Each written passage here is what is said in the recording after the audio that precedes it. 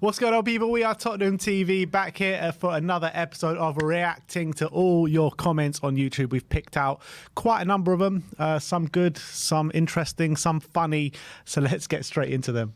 All right, the first one we're going to be looking at is Tony Rodriguez 2785. He says, people need to take a chill pill regarding Bergvall. He's 18 years old and playing in the Swedish Allsvenskan League, which is a shit league, he says. I'm Swedish and I watch him play every week. He's not even close to a starting spot. He's a talent, but he needs time. Are we going overboard with Bergvall? This is actually something I half agree with, because I've been saying this as well, that the clips that we were seeing on the early stages of Lucas Bergvall were against like Swedish teams in the Cup, in the third division, the second division, where, you know, not even of the level of the top league in Sweden. And yes, he has like kind of taken that form into the top league. So as the season has progressed in Sweden, I've actually got more and more excited. At the first, I was excited, but we just need to take a bit of a chill pill because he was playing against fairly poor opposition, but the opposition has got better throughout the season, so I think there is reason to be excited. He's just been nominated for the Golden Boy Award as well, so you don't get nominated for that unless you've got some serious talent about you. So I think to ask him to come into the first team next season and absolutely ball it out and be a star in the Premier League, I do think is asking a bit too much of him. But when you're looking at the player that we've got on our hands and the future that he has at this football club, I think we're right to wax lyrical about him. Was he? He wasn't in the latest Sweden squad, was he? I'm guessing. I assume not. So under 21s. He was in the under 21s. But he had to pull out through injury.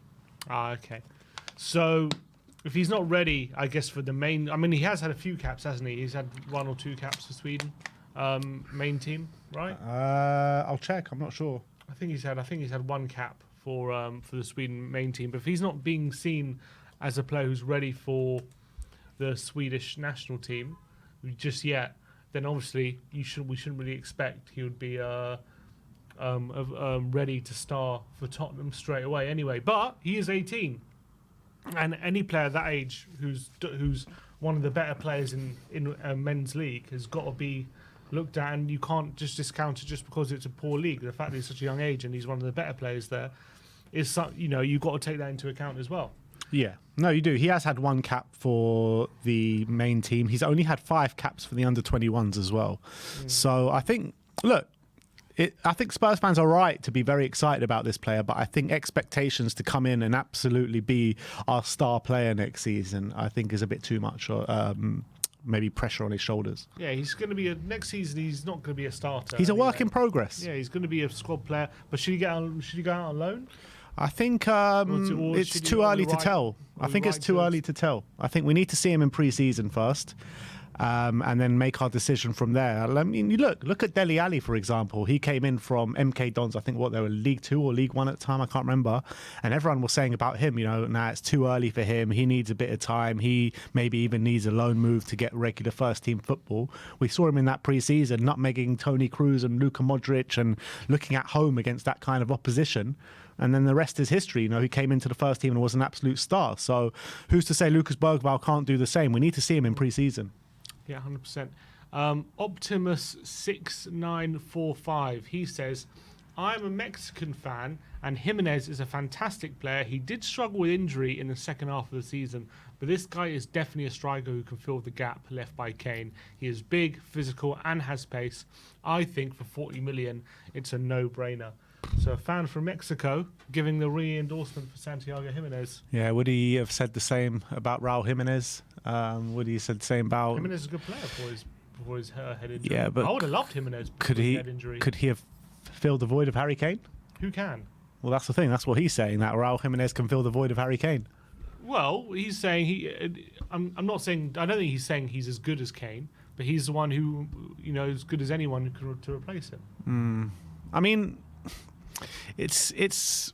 I would have said yes halfway through the season, but second half of the season has worried me. Yes, I know he has been playing with a bit of an injury, but it's an interesting one. I just don't know. Does 40 million get him? Probably, I think. I think that's the price that people are banding about for him. I mean, 40 million might, if he's big, he's physical and has pace, and obviously he did score a lot of goals.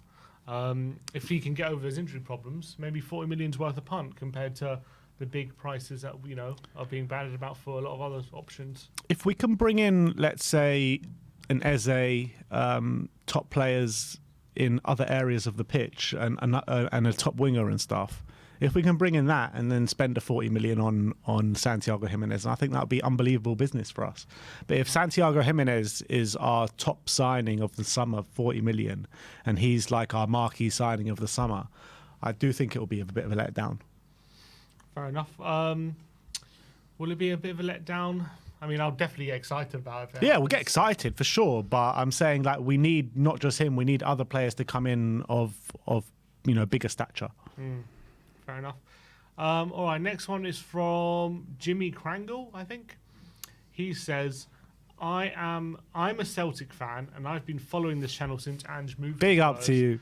Great content, guys. One thing we witnessed with Big Ange is he has his recruitment process running well ahead of time. Also, his recruitment in general is excellent. Don't think he's ever signed a dud. Mickey van der Ven is a good example. Yeah, his recruitment at Tottenham has been pretty good, hasn't it, so far, since he's come in? Was Solomon pre-Ange, or did Ange sign Solomon? I can't remember. Because Ange signed at the beginning of June, I think, or mid-June. Well, let's see when Solomon came in. But apart from maybe Solomon, have we had a bad signing yet under Ange, really? I think it's unfair to call Solomon a bad signing just because he's been injured the whole time. I mean, we've been through that. He came in on the 11th of June. Okay, so 11th of July. So July. 11th of July he signed for us. Okay, so that was post-Ange signing. Yeah, his recruitment's definitely been great, and he said Big Ange's recruitment process is running well ahead of time. So that's encouraging to hear. He's saying insinuating as a Celtic fan, having seen that he feels that Ange's recruitment process is running ahead of time. What are you seeing at Tottenham? Yeah, what does he mean by that? That is running ahead of time. Maybe that Celtic, it took him a bit longer to get all his players. Maybe he's running ahead of time with some of the players he signed already. I mean, he did win the league in his first year at Celtic, and then he won the treble in his second year. So I don't know. It's a hard one to judge because I feel like the recruitment system and recruitment structure and the signings that Spurs make are very different to maybe his previous clubs and the way they run their business and the way how they recruit players, where we've obviously got Daniel Levy at the helm, Johan Lang now, Rob McKenzie, and now Ange, all part of like the team signing players. So I don't know if it's the same process or not, but look, I'm fairly happy with the players that Ange has brought in. I just feel like we need to take it on to the next level this summer, and this summer will be the real judge of players that he can bring in. Yeah, in terms of the signings we did get last summer, like Van der Ven, Maddison, Vicario, obviously Brennan Johnson. Yeah. Most of them have been pretty good, so like straight in the first season. And you just get the feeling like if the more we trust Ange with the business, the more we're going to reap the benefits, I feel. Yeah, but I just don't think it's like solely down to Ange. I feel like the recruitment has been a lot better since Paratici has come through the door. And ever since he's coming through the door, I think Nuno was the manager at the time. I think our recruitment has come on leaps and bounds since that moment. I don't even think like it's down to Ange. It's not down to Ange, I don't think. I think it's down to the whole process. But obviously Ange, since Ange has come in, I think it's been a near 100% hit rate. You reckon 100% hit rate? Near. Yeah, obviously you've got players like Alejo Veliz, you've got Ashley Phillips in there, which we don't know yet. Manuel Solomon is Manuel Solomon. And yeah, I guess I'm happy with everyone else. Brennan Johnson, I still think he's got room to improve, but in a first season, 15 goal contributions, you can't really complain. And the rest of them are star signings. So yeah, I'm happy with it. All right, next one we have from Vito Danu 5846. He says, take a shot every time Ben mentions Timo or how frustrated he is with the club. Timo, I'm very frustrated with the club. Timo, I'm very frustrated with the club. Are you getting drunk yet? Here we go. That's a funny comment. JMO4952 says, Tanganga was yet another young player let down by not being loaned out for playing time as a teen when he first broke through. If he had similar loans to what Parrott has already had, He could have developed much better by now. I think Skip will end up the same way. This is why Donnelly and Lancashire need loans next season if they aren't going to get cup games. Obviously, when Tanganga broke through, I think it's a bit of a harsh criticism. The only reason I say that is because when Tanganga broke through, he looked like he was going to be our starting defender, especially when he made his debut against Liverpool. He was brilliant. He had a few solid games.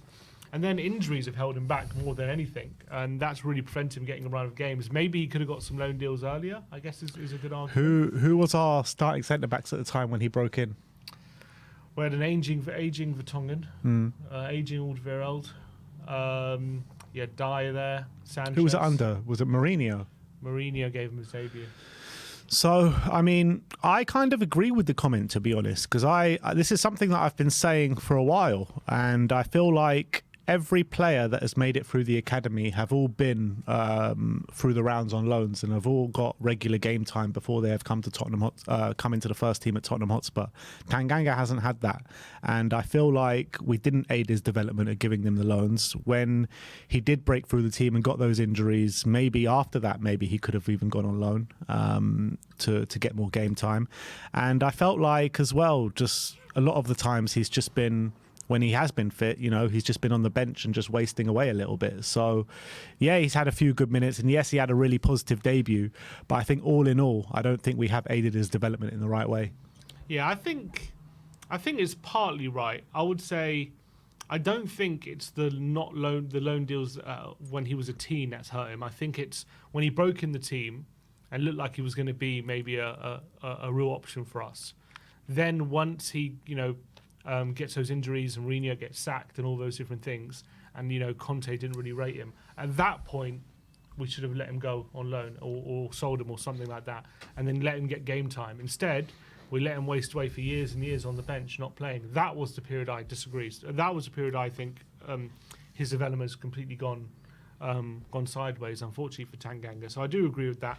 But do you think on that basis you agree with him that Donnelly and Lancashire need loan deals next year? I think it would probably do them the world of good if they were to get loan spells at good kind of calibre of a league, maybe a championship, maybe even higher end of League One, around these kind of areas. I think Donnelly, no way League One. I think Donnelly needs to be in the Championship minimum. But Lancashire, maybe, upper end of League One, Championship, get them regular game time playing in men's football. You've got to remember, these guys have never played in men's football. They've only played at youth levels. So it's going to be a shock to the system coming straight into the Spurs first team. Maybe I would keep them around, give them minutes in the Europa League early rounds and then loan them out in January. But I wouldn't mind seeing them going from the start of the season. Yeah, if I was to keep one, probably I'll keep Donnelly about because I think there'll be more opportunities for him than Lancashire playing at number 9. So I think definitely Lancashire needs a loan. Yeah. But Donnelly, maybe wait till we have a look at him in pre-season and see if we can use him. Has there anyone that has just gone straight from the academy with no loan spells and smashed it out in our first team? I don't think there is. Winks, I guess you could say. Winks was pretty good when he first broke in. Did he have no loan spells? I don't remember him having any loan spells. I don't think he did. Not obviously got a loan to Sampdoria after. That was later on. But no, he never had a loan. Yeah, he never had a loan, so he was pretty good. Obviously, Kane and Mason had various loan spells before they broke in. You look at Danny Rose as well. He had really successful loan spells. You look at Carl Walker. Yeah. That loan spell at Aston Villa. Ledley King didn't have a loan spell. Ledley King. We are going back a while, but I don't think he ever had a loan spell. So it is possible. It's possible, but it's rare. You look at Kobe Mainu. He's just come straight into the team at Man United, and he's been brilliant. So it can happen. It is rare, though. You need to be a top talent to do it. And I think Kobe Mainu, he's a top talent, isn't he? Yeah. All right. Next one is 1234 Monet. They say, I think you're being unfair to El Nesri. If I apply your way of thinking to Tony, all he is a proven League One player with 1 or 2 good seasons in the Premier League. El Nesri is a proven European level player who has won the Europa League, and I think he would fit in the Ange system. Is he the best option? Of course not. I would rather Gyökeres, but I don't see why Tony is such a clear better option, especially since he is double the price. I mean, would he be double the price? Probably. I guess depending how much they're demanding for Tony. I mean, El they're Nesri, demanding 60, 70 million, aren't they? So is El Nesri going to be 30? I think less. Less than 30? I reckon Why? so, They're yeah. top goal scorer last season. I know, but, deals are easier to come by players outside of Europe. And I think El Nesri, he's not like... I think they'll be lucky to get 25 million for him. The thing is with El Nesri is, I'm not saying he's a bad player, but I'm looking at more of their all-round game. I don't think El Nesri has the all-round game that Tony does. Tony is actually a really good passer. He's actually really good with his back to goal, and he's able to turn, and he's actually quite good at coming deep and playing those long switches or through balls. That's what I don't see with El Nesri. I think El Nesri is much more of just a target man, can run in behind. He's obviously he causes problems for the defence, especially aerially.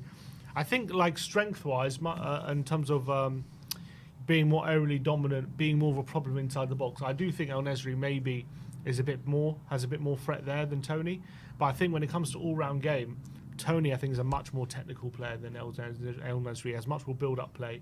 And obviously he is Prem proven, so that's why I'd rather Tony. Although Tony is, 1 year older than El Nesri. El Nesri does have pedigree, European level. Obviously he had a brilliant World Cup in 2022 at the World Cup for Morocco as well. Was a real handful. So I understand, but I personally do think Tony is a better player. I just feel like when you're looking for a number 9 that wants to bridge the gap between the Man Cities, the Arsenals and the Liverpools and these kind of teams, I just don't look at El Nesri being like, this is our guy. I just don't think he is. I like him as maybe like a second option to add something different off the bench. But I think when you're looking to bridge that gap, I think we need better, much better. Yeah, I just think his all-round game needs work, and I think at 27 it is going to be what it is, and I think Tony is much better in that. And I'm not even convinced about Tony anyway. Like, I think he's a good player, but I think I've said it so many times that I'm not a big fan of bringing Tony into the club. I feel like the attitude issues are a big problem for me. And also, I think when he has scored a lot of goals in seasons in the Premier League, like last season, it has been heavily masked by penalties as well. I think I'm saying his all-round. I think his all-round game is. His all-round game is better than El Nesri, 100%. JCar14 says, have you noticed you both are in the minority opinion about Werner signing, and that both seem to not have fully understood the homegrown club trade rules until yesterday? I think it was the day after we actually posted the video. Yet you've been moaning about what does and doesn't make sense. There's a new leadership running the transfer process and recruitment strategy, a manager who plays a very specific brand of football. They know what they need and know what they want. You both pushing a narrative that the club are being cheap and or stupid when the window hasn't properly opened is why this fan base is so toxic. We're getting blamed for the toxicity of the fan base. It's all our fault, people. It's all our fault. As Danny Kyriaki would say. So basically what he's saying is that we don't understand why we've brought in Werner because we've got a homegrown problem. Is he putting both of those together? He said we don't fully understand the homegrown issues, and we're accusing the club of being cheap or stupid when the window hasn't opened yet, and we're in the minority opinion on Timo Werner. So we've got a homegrown problem. The club have a plan, and we've brought in Timo Werner on loan for another year. Make it make sense. How does that make sense? To me, it exacerbates the problem. Obviously, it can still be solved, even with Werner bringing. I understand the logic of bringing Werner. He's cheap. It's a loan deal, so you don't have to commit major funds on the transfer front to signing a new backup left winger. He's only gone for a year. If it works out, then you can sign him for cheap. If it doesn't work out, you're not committed to him. He did all right last season when he did get the opportunities. And I understand, and a lot of fans. Look, when we posted the videos, there was a fair bit of I wouldn't say backlash, but difference of opinion. I would say in the comments, saying a lot of fans were genuinely happy and content with bringing Timo Werner in. And as I said in the video, for me personally, I'm willing to hold judgment on the signing to see who else we bring in. I'm not going to say right now it's definitely a bad signing, but it could be a bad signing at the end of the window if we haven't brought any significant upgrades in that position. Then I'm going to turn around and say, why the hell have we wasted money on bringing on Werner, wasted a spot there, and not brought in any upgrades right? When we were told that we really want to challenge next season and we're going to be backing Ange, well, just signing Timo Werner on loan isn't going to do that. If we're sitting here at the end of the window, we've got Werner, we've got Eze, we've got a striker, and number 6. Then I'll be seeing you saying, okay, we got Werner, right, but we've also got Eze, so we've got that major upgrade, and we've got Werner as backup, and that's fine. I'm happy with that. So it depends, right? It depends how the window goes as to what this will be a good signing. But in terms of we're accusing the club of being cheap or stupid, I mean, first of all, this is just how we know how Daniel Levy works. We've seen it firsthand many years. In recent years we are spending a bit more money since we moved into the stadium, and I'm happy about that. But still, at the end of the day, Levy has to basically he's broken a lot of trust with a lot of fans, and he has to earn that. And fans assuming things about him, yeah, you can say, well, you shouldn't assume. Maybe we'll spend money, maybe we won't. But the fact of the matter is, we've seen how this chairman operates for the last 23 years. And unless we actively see him operating in a different way, and until we see it, there's always going to be people who accuse him of acting in a certain way. And that's reality he has to deal with until he's completely changed his ways. Now the window last year, and maybe even the one before that, was an indication of maybe a different change in approach, and that's good. But until he's changed that approach and we're getting successful, then he's always going to be tarnished with that brush. Yeah, he will be, and you're spot on what you're saying. But like specifically on Timo Werner, the point I was making is that if no club in and around us, even some clubs below us, would even think about pushing a button on Timo Werner, how do you expect a lot of this fan base to be happy with signing Timo Werner? We gave him a 6 months trial period on a loan last season till the end of the year, and yes, he did okay. I don't think he smashed out the park. I don't think with his performances, he said to us, look, I'm here now, you can sign me, I'm going to be the guy to solve all your problems. He didn't do that, because if he did do that, we'd be signing him on a permanent. The fact of the matter is, he was okay, he put in a few good performances, but I think that's where it extends to. And we've given him the benefit of the doubt and said, look, we'll sign you on loan for another year and you can try and prove yourself again. Mm-hmm. And that doesn't say to me being like, we're trying to take this team onto the next level. Yeah. And in terms of us being the minority opinion, I think it's very split. I don't know if we're minority or majority. It's pretty 50-50 from what I saw in terms of... I do think maybe most, if I was to swing it one way, maybe most are more content than unhappy. But I don't think it's like a major... We're a big minority here. The reality is we need to judge it when the window finishes. That is the reality. All right, next one. Hotspur Juggernauts 968 says, Ben is so obsessed with Mikey Moore. Yes, I am, people. Yes, I am. I love this guy. This guy is the future of Tottenham Hotspur. I'm telling you, this guy is the future of Tottenham Hotspur. Watch him play. Watch him for the England under-17s. He was the best guy on the park every single game he played. Every single game he played. A lot has been made out of this Arsenal kid, Ethan Noeri. He's played a few games for the Arsenal first team. I watched him in the Tottenham under-21s against Arsenal under-21s, and he was brilliant in that game, scored a last-minute equaliser at the age of 16 when a lot of the players on the pitch were like 18, 19, and he was brilliant that day. But Mikey Moore looks levels above him. He really does. And I'm telling you, with Ange Postecoglou bringing him in the last 2 games of the season, that shows where they think he's at. He's leapfrogged a lot of the under-21s who have gone and won the league, got to the final of the cup, won the playoffs of the league as well, and he's leapfrogged above a lot of those guys. So I think that tells you exactly where the thoughts are inside the club of where he's at. And I think we're going to see him a few more times next season. Yeah, I hope so. It's easy to forget he's only 17. We have seen players... 16, yeah, it will be 17 soon, yeah. We have seen players at that age, there's always they have a lot of talk about them, and then when they make that step up, it's hard to try and translate that. So it's important, I think, for people to be very careful and patient and not expect too much at such a young age. But it's hard not to get excited when you see him on the pitch and what he's capable of and how easy it looks like at that level he's at right now. And he looks like he needs more of a challenge. I just saw a video of him. He posted on social media, his extra training he's doing over the over the off season. So he looks like he's focused on improving himself, keeping himself fit, and looking to build up his body so that he could be ready for men's football. And we have seen it. Obviously, they are usually 1 in a million, but you got Yamal right now, who's 16, playing unbelievable with Barcelona. You had Rooney break into the team for Everton, scored that famous goal against Arsenal when he was 16. So it's not impossible. He was a brute though at that age. He was. Wasn't he? He was a physical man already at that age. But I think Mikey Moore, for his age, he's also physically advanced. And also you got to look at players like Cesc Fabregas. He broke into the Arsenal team at 16. By 17, he was an out-and-out starter week in, week out. So it happens. It's not impossible. But Lewis Miley this season. They are 1 in a million though. Miley was 17. Look, he was good. He was good, Lewis Miley. I don't think he was a star, but he was good. He didn't look out of place, and that's definitely good.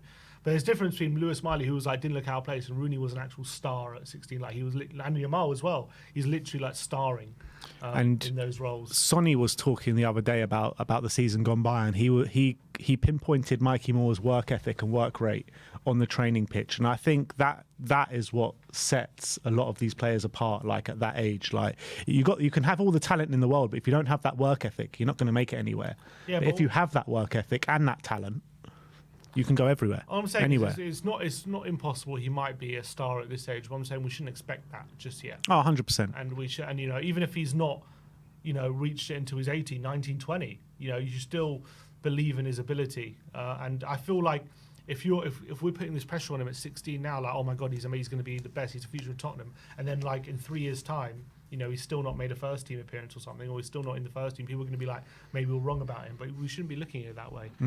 You've got to give patience to these young players. Glory to the fans says, so let's understand this and compare Parrott to the most linked striker for Spurs in Jimenez. Parrott in a relegation team scores just 6 goals less to Jimenez, who plays with one of the top teams in Feyenoord. Parrott with a superior goals to minutes ratio, and I think he has more assists as well. Yet Spurs are considering spending 40 million on Jimenez and letting Parrott go for about 8 million. And Parrott is also homegrown. Simply mind-boggling. Is there a good case to suggest that if we're going to spend 40 million on Jimenez, we should just give Parrott a run? I'm not too sure about that, because I was looking into Parrott and the stats recently, and you take away these 2 hat tricks and the goals and the goal that he scored in the playoffs, right? It's not actually comparable to Santiago Jimenez, and these goals that he scored in the playoffs were against teams from the division below.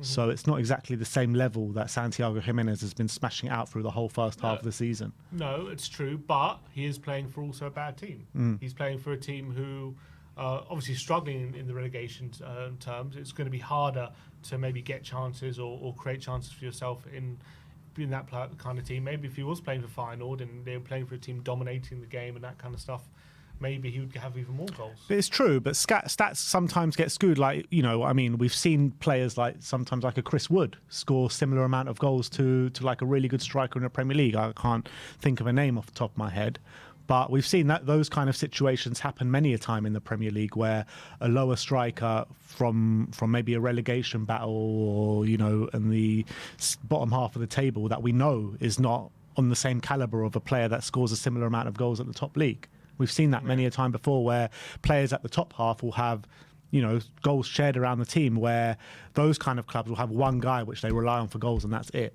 So there is that kind of situation as well. Yeah, true. I also think when it comes to Jimenez and Parrott, Jimenez just seems definitely physically on a different level to Parrott at the moment. Although Parrott definitely from what I've seen in the last year or so, definitely seems to be getting a bit filling out a bit. Watching him for Ireland, his pace seems to be a lot better than it used to be. Does seem to be a bit stronger. I do think Jimenez, though, physically is on a different level. He's probably more ready for Premier League football right now than Parrott. So on that basis as well, he scores more goals. Also, we've seen Jimenez in Champions League play quite well. Haven't seen Parrott at that level yet, anywhere near that level. Although he has played international football a bit, but not too much. I think with the goal, he scored 10 goals before the playoffs. 10 goals in 25 games. That's what he ended the season with before the playoffs. Yeah. I'm looking at all the teams that he scored against. I think are all bottom half of the table teams. I don't think, apart from one game against Feyenoord where he did score. Apart from that, he did score against mainly the worst teams in the league. Right, but playing for one of the worst teams in the league. Yeah, playing for one of the worst teams in the league as well. So it's going to be difficult. I'm guessing against the best teams, they're going to have a lot less of the ball. He's going to have less chances in those kind of games. Yeah, that's true. So, but yeah, got to caveat that. But I don't know who Santiago scored against, but as I said, I've seen him in the Champions League. I mean, Santiago scored in like nearly every game in the first half of the season. Yeah, he scored a lot in the first half of the season, but he did fall off a bit.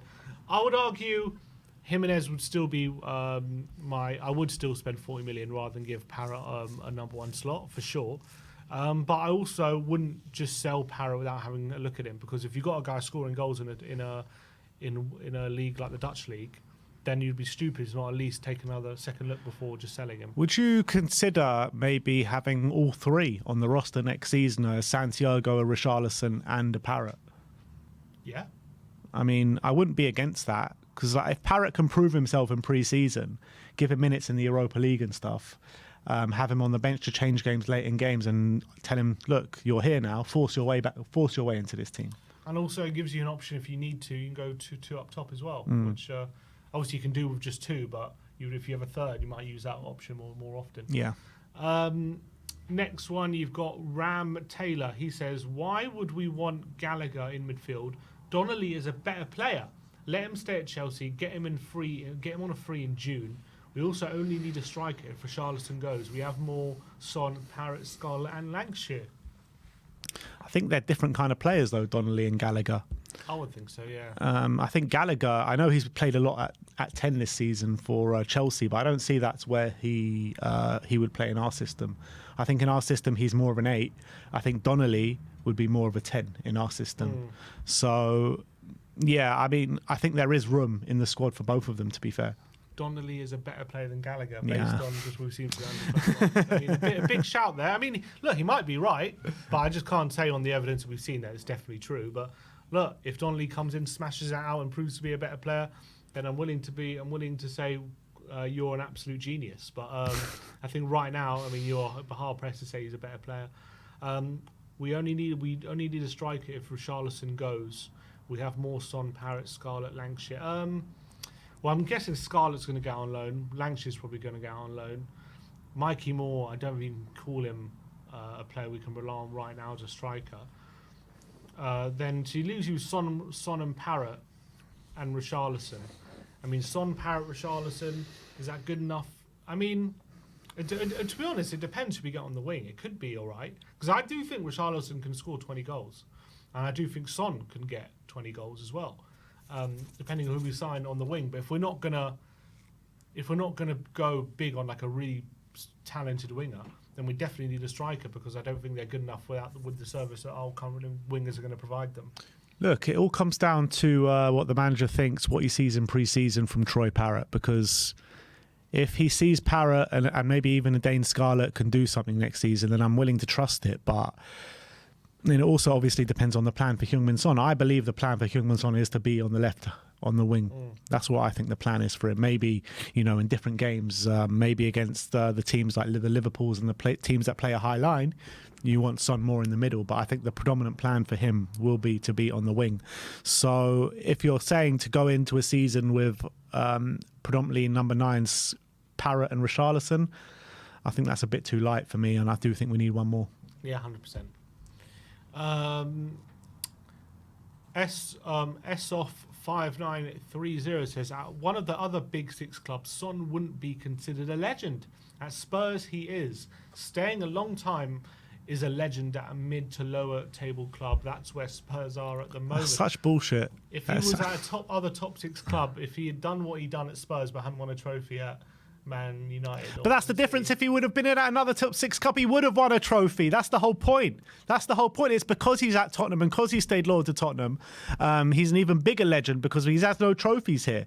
The amount of goals he's scored, the golden boot that he's won, what he's given to Tottenham is unbelievable. The trophy thing is not to do with Heung-min Son. That's a club issue, not a Heung-min Son issue. So I don't care. He's a legend in my eyes. I'm trying to think of there's not really a comparable situation. Harry Kane. It's the only one. These comparable situations only happen at Tottenham. Yeah, I'm saying a comparable situation. Alan Shearer, Newcastle. Club. Yeah, was Shearer not a legend? A Newcastle legend because he never won a trophy? Of course he was. So it's immediately is a bullshit narrative. But I'm guessing they would argue, well, that's because Newcastle won a top 6 club. But he's a Premier League legend. Yeah, but when Shearer was at Newcastle, they were a top 6 club. Yeah, they were. They were a top 6 club. That's also true. Yeah, I mean, I think that's a ridiculous narrative. But if you're playing at the level of Son has for the number of years he has so consistently, doesn't matter what you win, you're going to be considered a legend. He's that good. And so I think it's absolute bullshit. I think it's not true at all. Yeah. Last but not least, this is from Svong0610. He says, this is his priorities for me. Gyökeres or Sesko is number 1, then Calafiori, then an Ugarte, Eze or Gallagher, then a left-back / centre-back or CDM. That would be his last priority. Well, so Gyökeres or Sesko is first priority, then a Calafiori second priority. So I don't understand why he's gone for Ugarte or Eze or Gallagher when 3 of them are completely different players. All 3 of them. One of those three would be... and then he's gone CDM when Ugarte is a CDM. Then he says left-back, centre-back or CDM would be the last one. So CDM is not one of his top priorities. But he's got Ugarte as one of his priorities. But Ugarte is one of them, but he's below Calafiori or Gyökeres or Sesko. Yeah, I mean, I don't really understand that. In terms of Gyökeres or Sesko, either one of those would be ideal for me. I think those two are the two, whether they're unrealistic or realistic, I don't know. I think they probably both sway on the unrealistic side. I think... I'd love to see either of those through Spurs, and I think if you could ask me for any 2 strikers, if reality wasn't a thing, I'd probably go for one of those 2. Calafiori, I mean, what a player he would be, left centre-back and left-back. In terms of would he be my second most priority, I don't think so, because I think I would make a striker. I think my 3 main priorities would be striker, winger and 6. Mm-hmm. In what order? I think I would go winger, 6, striker, I think. What about you? I think I've always said winger before, but I'm just thinking. I'm thinking. I would say it from the basis of if we were not to sign in that position, where would we be most screwed? So probably. Looking at our options right now, 6. Probably 6 would be the biggest priority because I think we'd be most screwed if we didn't sign a 6. I think I would go 6 winger then striker. Yeah, that's fair enough. But in terms of all the players that he mentioned, I'm happy to take any of those at this football club because they would all represent upgrades. Yeah, bring me all of them. That'd be nice. All right, that's it. All right. Well, that is your comments for this week. We'll be back with another episode for next week. So get your comments in and we will react to them. But thank you, everyone, for joining us today. Like, subscribe and comment. And as always, come on, you Spurs.